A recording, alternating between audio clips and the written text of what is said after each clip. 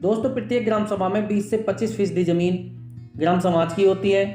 इस ग्राम समाज की जमीन की मालिक प्रदेश सरकार होती है, लेकिन प्रदेश सरकार ने इस ग्राम समाज की जमीन की देखरेख, प्रबंधन और नियंत्रण का जिम्मा ग्राम पंचायतों को दे रखा है। गरीब और दुर्बल वर्ग के उत्थान के लिए ग्राम पंचायतों को ग्राम समाज की जमीन पर पट्टा देने का भी अधिकार है।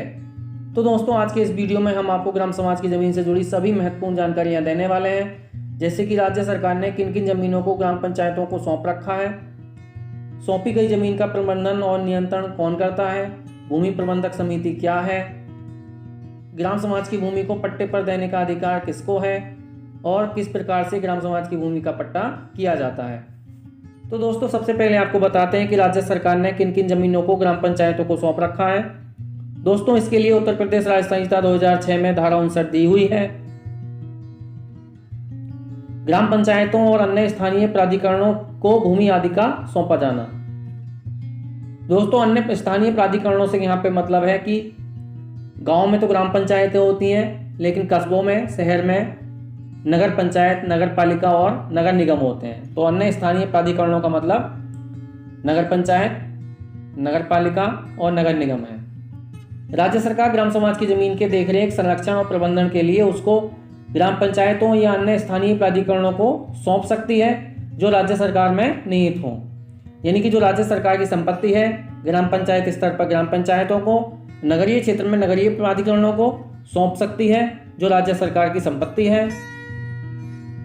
निम्नलिखित चीजें ग्राम पंचायत या अन्य प्राधिकरणों को सौंपी जा सकती हैं। ऐसी समस्त भूमि जो किसी व्यक्ति के स्वामित्व में ना हो के सिवाय समस्त भूमि राज्य सरकार में निहित होती है और ऐसी समस्त भूमि ग्राम पंचायतों को सौंपी हुई समझी जाती है।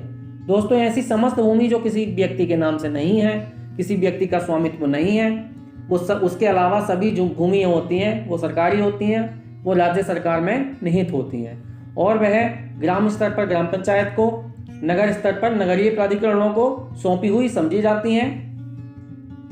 ग्राम समाज की भूमि की देखरेख, प्रबंधन, नियंत्रण ग्राम स्तर पर ग्राम पंचायत के द्वारा और नगर स्तर पर नगरीय प्राधिकरणों के द्वारा किया जाता है।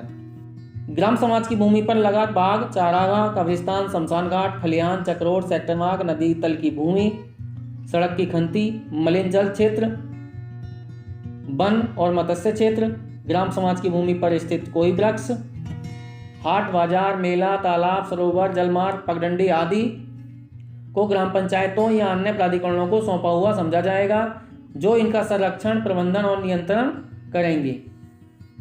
तो दोस्तों, राज्य सरकार की जो भी संपत्ति है ग्राम पंचायत स्तर पर ग्राम पंचायत की है और नगर स्तर पर नगरीय प्राधिकरणों की, नगर निगम, नगर पंचायत, नगर पालिका को सौंपी हुई समझी जाती है। वही इनकी देखरेख, प्रबंधन और नियंत्रण करते हैं। दोस्तों, ग्राम समाज की जमीन की रखरखाव और प्रबंधन के लिए प्रत्येक ग्राम पंचायत में एक भूमि प्रबंधक समिति होती है। भूमि प्रबंधक समिति द्वारा ही भूमि का पट्टा प्रस्ताव भी किया जाता है। तो अब हम आपको बताते हैं कि भूमि प्रबंधक समिति क्या है। भूमि प्रबंधक समिति अध्यक्ष। दोस्तों, ग्राम पंचायत का प्रधान ही भूमि प्रबंधक समिति का अध्यक्ष होता है। सदस्य। आपकी ग्राम पंचायत के सदस्य भूमि प्रबंधक समिति के भी सदस्य होते हैं। सचिव। आपकी ग्राम पंचायत के लेखपाल भूमि प्रबंधक समिति के सचिव यानी मंत्री होते हैं। तो दोस्तों, ये भूमि प्रबंधक समिति होती है। आपके गांव के प्रधान, सरपंच आपके गांव की भूमि प्रबंधक समिति के अध्यक्ष होते हैं। आपके गांव के सदस्य, ग्राम पंचायत के सदस्य भूमि प्रबंधक समिति के भी सदस्य ही होते हैं और आपके गांव के लेखपाल भूमि प्रबंधक समिति के सचिव होते हैं। भूमि प्रबंधक समिति के पास जब भी कोई जमीन से जुड़ा मामला आता है, भूमि प्रबंधक समिति मीटिंग बुलाकर, बैठक करके उस मामले का निस्तारण करती है। भूमि प्रबंधक समिति द्वारा ग्राम समाज की भूमि का अधिरक्षण, प्रबंधन और नियंत्रण। ग्राम पंचायत को सौंपी गई या सौंपी हुई समझी गई समस्त भूमि या अन्य चीजों का प्रबंधन और नियंत्रण भूमि प्रबंधक समिति द्वारा निम्नानुसार किया जाएगा।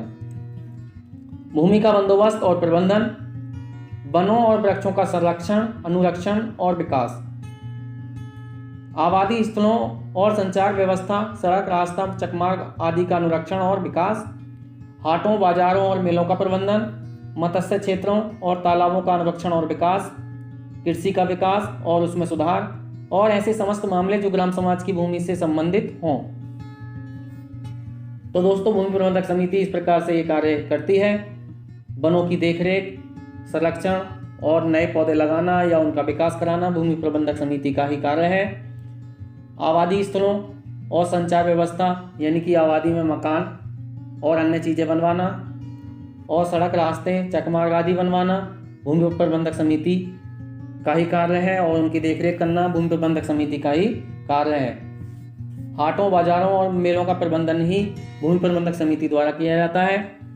मत्स्य क्षेत्रों मतलब मछली पालन वाले क्षेत्रों जैसे तालाबों, पोखरों आदि में किया जाता है। उनका पट्टा, नीलामी या उनकी देखरेख भूमि प्रबंधक समिति द्वारा ही की जाती है या तालाबों का विकास भूमि प्रबंधक समिति द्वारा ही किया जाता है। कृषि का विकास और उसमें सुधार। कृषि का विकास यानी कृषि योग्य अगर कोई ज़मीन पड़ी है, बंजर पड़ी है, तो उसको पट्टे पर देकर कृषि का विकास कराना और उसमें सुधार कराना भी भूमि प्रबंधक समिति का ही कार्य है। और ऐसे समस्त मामले जो ग्राम समाज की भूमि से संबंधित हों वह भी भूमि प्रबंधक समिति ही देखती है। तो दोस्तों इस प्रकार से ग्राम समाज की भूमि का प्रबंधन और रखरखाव भूमि प्रबंधक समिति द्वारा किया जाता है। भूमि प्रबंधक समिति के प्रस्ताव पर ही गरीब और भूमिहीन व्यक्तियों को कृषि योग्य भूमि का पट्टा दिया जाता है। आवासीय पट्टा भी भूमि प्रबंधक समिति की बैठक के प्रस्ताव पर ही दिया जाता है। कृषि पट्टा और आवासीय पट्टा से संबंधित पूरी जानकारी के लिए हमारा वीडियो पहले से बना हुआ है, आप हमारे चैनल पर जाकर उन वीडियो को देख सकते हैं। तो दोस्तों ये थी जानकारी ग्राम समाज की भूमि पर ग्राम पंचायत के अधिकार और कर्तव्यों से संबंधित। उम्मीद करता हूँ वीडियो में दी गई जानकारी आपको अच्छी लगी होगी, काम की लगी होगी। अगर वीडियो में दी गई जानकारी आपको अच्छी लगी हो, काम की लगी हो, तो वीडियो को लाइक और चैनल को सब्सक्राइब जरूर कर देना। हमारे वीडियो पे ज़मीन से संबंधित नई नई जानकारियाँ आपको मिलती रहेंगी, तो बेल आइकन भी दबा दें जिससे आने वाले वीडियो का नोटिफिकेशन सबसे पहले आपको मिल सके। और अगर आप ज़मीन से जुड़ी किसी प्रकार की जानकारी चाहते हैं तो कमेंट ज़रूर करें।